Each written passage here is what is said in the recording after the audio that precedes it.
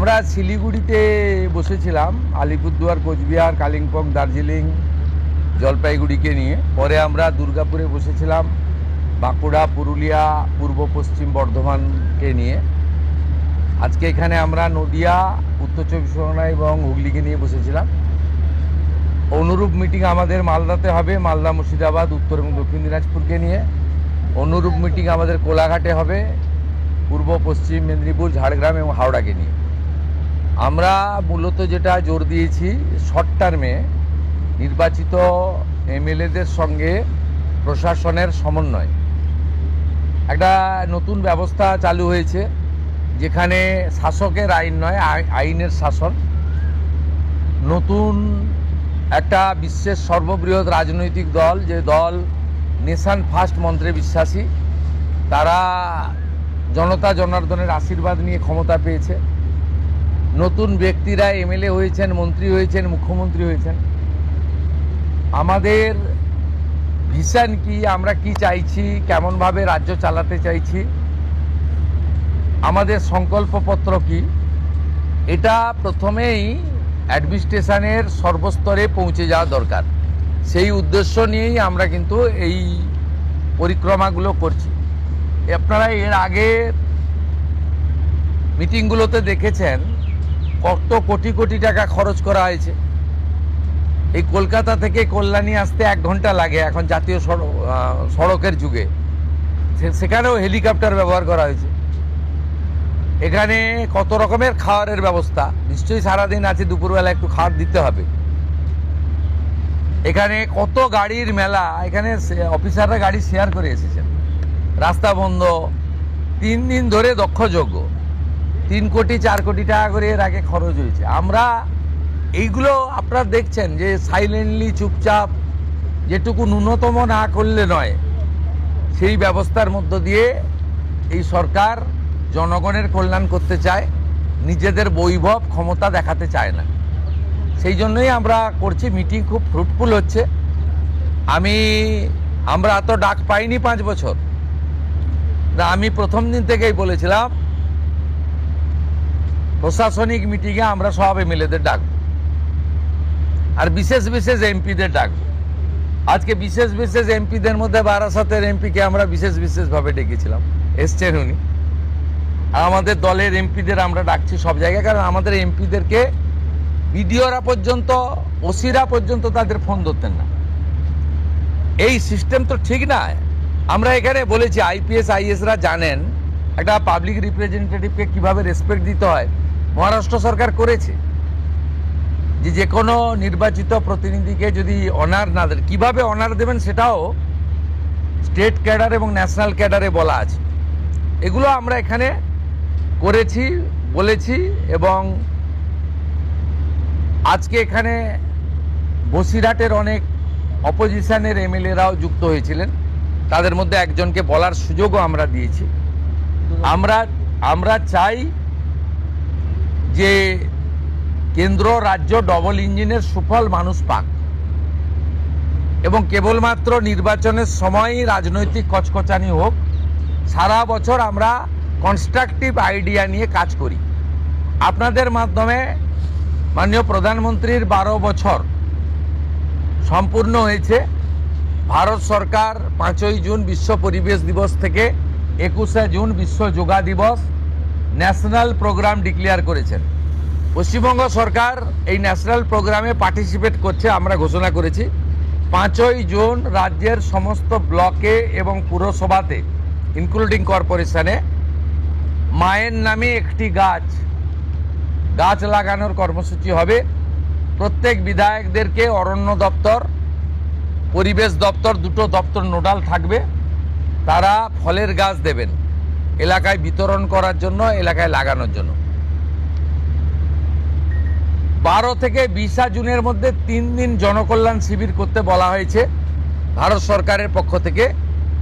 আমরা 3টে ডেট বেছে নিয়েছি, ওয়ার্কিং ডেট 15, 16, 17। আমরা সিএসের মাধ্যমে প্রশাসনকে বলেছি স্কুলে যেন না হয়, যাতে ক্লাস হ্যাম্পার না হয়। বিডিওরা এবং পুরসভার ক্ষেত্রে সিওরা, আর কর্পোরেশনের ক্ষেত্রে কমিশনাররা দায়িত্বপ্রাপ্ত হবেন।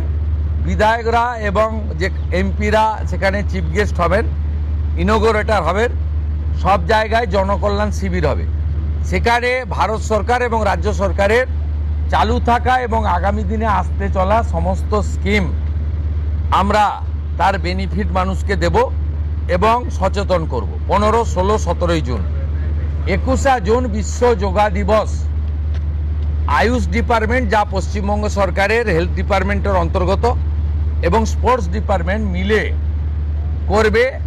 পুলিশ থেকে, স্কুল থেকে, এনসিসি থেকে, নানা এনজিও অর্গানাইজেশন উৎসবের মতো পৃথিবীর 200টা দেশ ভারতের যোগা দিবসকে গ্রহণ করেছে। আমরা বিচ্ছিন্ন ছিলাম, আমরা এবারে যুক্ত হলাম। উৎসবের মতো হবে। আয়ুষ ডিপার্টমেন্টের প্রোটোকল মেলে যেখানে যেখানে পাবলিক যোগা হবে তার আগে 2 দিন রিহার্সাল বা তাদের যা প্রোটোকল আছে, প্রোটোকল ভেঙে হঠাৎ করে যোগা পালন করতে কেউ যাবেন না, ছবি তোলার জন্য যাবেন না, সেই প্রোটোকল মেনে তারা করবেন। আজকে একটা নীতিগত সিদ্ধান্ত নিয়েছি, ক্যাবিনেটে এটা অনুমোদনের জন্য আমি রাখবো। আয়ুষ দপ্তরকে আমরা হেলথ থেকে আলাদা করছি। আমরা আয়ুষ মিনিস্ট্রি আলাদা করব এবং আয়ুষের ক্ষেত্রে আমরা একজন ভালো কম্পিটেন্ট অফিসারকে দায়িত্ব দেব করে আয়ুষের যে অপরচুনিটি রয়েছে গোটা দেশে, সেই অপরচুনিটিকে আমরা কাজে লাগাবো। আজকের সমন্বয় মিটিংয়ে প্রথম হচ্ছে কোঅর্ডিনেশনের কথা বলা হয়েছে, দ্বিতীয় বলা হয়েছে হেলথ সেক্টরকে প্রায়োরিটি দিতে, তৃতীয় বলা হয়েছে প্রি মনসুনের কাজকে প্রায়োরিটি দিতে, 4 বলা হয়েছে স্বাস্থ্যসাথীকে আয়ুষ্মান ভারতে কনভার্ট করা এবং লক্ষ্মীর ভাণ্ডারকে অন্নপূর্ণা যোজনায় কনভার্ট করার কাজ শুরু করা।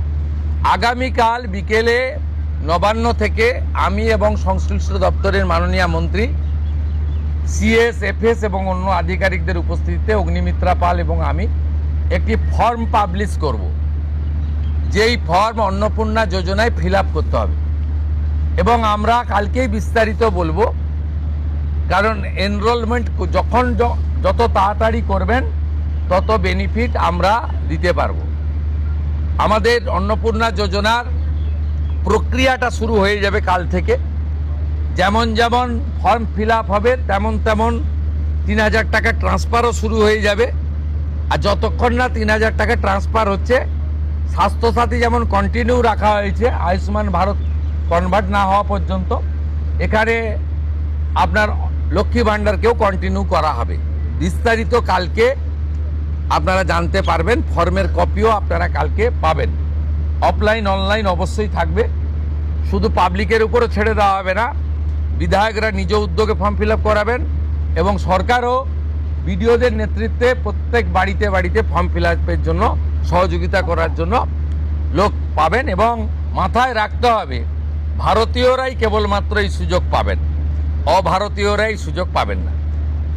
ভারতবর্ষের সরকারের টাকা বাংলাদেশ থেকে আসা অবৈধ অনুপ্রবেশকারীদের দেওয়ার জন্য নয়, এটা খুব ক্রিস্টাল ক্লিয়ার।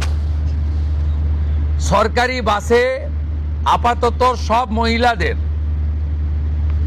আমাদের ফ্রি সুযোগ তারা পাচ্ছেন আগামী সপ্তাহ থেকে। তো আগেই ক্যাবিনেট অনুমোদন দিয়েছে, এটা কার্যকর হচ্ছে। কিন্তু আমরা এখনই সবাইকে, সব মহিলা বললে সুযোগ দিলে পরবর্তীকালে কিন্তু কার্ড করব। আমরা দেখেছি ডোমকলে বিগত সরকারের সময় পুরুষরা লক্ষ্মীর ভাণ্ডার পেয়েছেন। কেউ যদি মুখ মাথা চাপিয়ে রেখে শিলিগুড়ি থেকে এনবিএসটিসির ভলভো বাসে উঠলেন দীঘা আসবেন বলে, তিনি যদি বোরখা পরে চলে আসেন, তাহলে তাকে পুরুষ না মহিলা দেখার কোনো মেকানিজম বাসের ড্রাইভার কন্ট্রাক্টরের নেই। আপাতত চালু করলেও পরে আমরা মহিলাদের জন্য আলাদা ফ্রি কার্ড করে দেওয়ার ব্যবস্থা করব। আমরা প্রাথমিকভাবে আলোচনা করেছি এবং এটা আমরা কার্যকর করতে চলেছি। আমাদের মা ক্যান্টিন রয়েছে, সেই ক্যান্টিনগুলোতে 367টা, তাই তো, অ্যাপ্রক্স 400-র কাছাকাছি সংখ্যা আপাতত এই থাকছে। সেখানে আমরা 2 দিন করে মাছ খাওয়াবো সপ্তাহে। 2 দিন করে মাছ খাওয়াবো, 5 টাকাতেই খাওয়াবো। এই কাজগুলো আমরা করছি। বাকি অন্যান্য বিষয়গুলো আছে, হবে। আমরা কয়েকটা প্রোগ্রাম পেয়েছি, সেটা হলো আগামী 30 তারিখে কেন্দ্রীয় আরবান এবং পাওয়ার মিনিস্টার আসছেন, অগ্নিমিত্রা পাল মহোদয়, তার প্রোগ্রাম পুরো অ্যাসিস্ট করছেন। আমিও একটা সময় নিশ্চয়ই কাটসি মিট করব। 4 তারিখে শিপিং মিনিস্টার আসছেন, শিপিং রিলেটেড মিটিং হবে। 6 তারিখে মাননীয় রেলমন্ত্রী আসছেন। আর 8 তারিখে দিল্লিতে স্বাস্থ্য দপ্তরের সঙ্গে পশ্চিমবঙ্গ সরকার আয়ুষ্মান ভারতের এগ্রিমেন্ট করবেন। এই প্রোগ্রামগুলো আপনাদের মাধ্যমে আমরা জানাতে চাই। আমাদের সরকার, আপনাদের সরকার আগামী সপ্তাহ থেকে মুখ্যমন্ত্রীকে বন্ধ হয়ে যাচ্ছে, তার জায়গায় আমরা নাম দিচ্ছি আপনার সরকারকে বলুন। আর পুরনো যে নাম্বার ছিল ও নাম্বারেরও বদল আসছে। এই সংক্রান্ত বিস্তারিত যেদিন আমরা লঞ্চ করব সেই দিন আপনাদেরকে নাম্বার জানাবো। নামটা আমি আজকেই জানিয়ে দিলাম, আপনার সরকারকে বলুন। মাননীয় রাজ্যসভার সাংসদ শ্রমিক ভট্টাচার্য মহোদয়কে নাম ঠিক করার জন্য সরকার পরামর্শ চেয়েছিল, তিনি এই নামটা ঠিক করেছেন। মুখ্যমন্ত্রী হিসেবে আমি সেই নামটা গ্রহণ করেছি। आज सुबह से देखा जा रहा है बहुत सारे बॉर्डर पे जमा हो रहे हैं, वो बॉर्डर क्रॉस करना चाह रहे हैं। क्या ये जो ऑर्डर आपने किया था, स्टेट गवर्नमेंट ने किया था, होल्डिंग सेंटर हर एक डिस्ट्रिक्ट में होना चाहिए, उसके बाद डर के मारे जो है लोग बॉर्डर क्रॉस करना चाह रहे हैं। ये एग्जिस्टिंग फॉरेनर्स एक्ट है, कोई नया कानून नहीं है। और ये लोग चला जाना चाहिए। और उनका बांग्लादेशी जो नागरिक है उनका लेने का जिम्मेदार तो है उनका। तो जब हम लोग यहाँ से बोल रहा था तब वहाँ से उनका जो स्पोक्स पर्सन है, मैं देखा था सोशल मीडिया में और यूट्यूब में आया, जो उन्होंने बताया जो बांग्लादेशी है वो तो हम लोग ले लेगा। तो ये सब बांग्लादेशी है, इसको ले लेना चाहिए। लेकिन ये लोग को, पुलिस को हम लोग बता दिया जेल में भेजने का जरूरत नहीं है। देश के रुपया में खाना खाएगा, कपड़ा देगा, मेडिसिन देगा। एक दामाद है ये लोग। जल्दी जल्दी भागो, जल्दी जल्दी भागो, नहीं तो जो करना है सरकार करेगा।